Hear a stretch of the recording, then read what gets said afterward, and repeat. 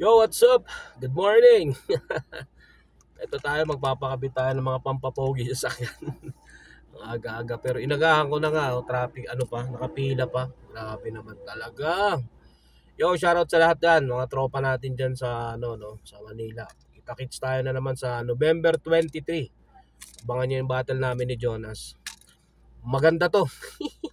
Talagang puro katarantaduhan at may seryoso din mga banat. Pero iba talaga to. So, ito yung masasabi ko na magandang ano rin match up. 'Yon, at ingat kayo lagi diyan mga tol, may bagyo na naman. Nako, lagi na lang may bagyo. Pero dito sa amin sa Baguio, merong habagat na naman. Kaya ingat-ingat. Dito tayo ngayon sa Irisan. Yan. At shoutout sa lahat. Nako, ang gandang umaga ngayon Tuloy-tuloy lang tayo. Tagal lang nakapila pa ako, tatlong sasakyan pa ang nandito. Oh, grabe. Ayan pila tangina. Inagahan ko na to na-traffic kasi ako sa sa Camp 7.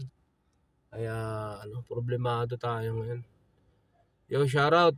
At abangan nyo rin ako sa sa Patay Kung Patay, December 7 kay Awit Gamer na paliga Kalaban ko si Pilay, si Righteous One.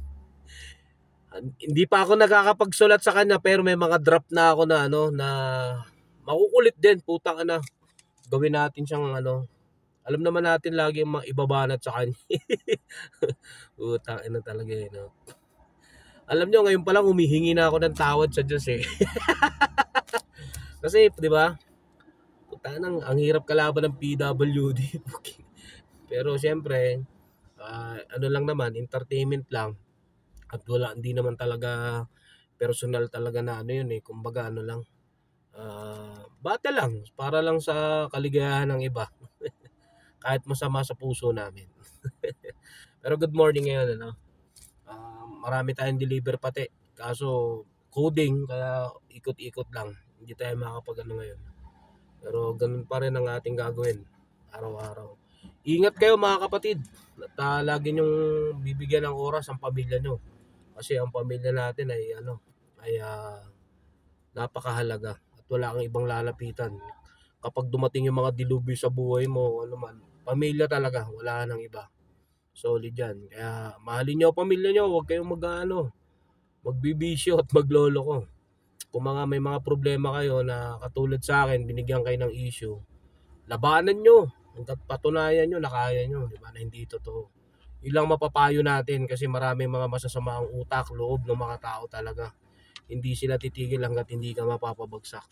Ganun sila kasama. Kaya ngayong umaga mga kapatid, mag-ingat kayo. God bless sa inyo. Love you.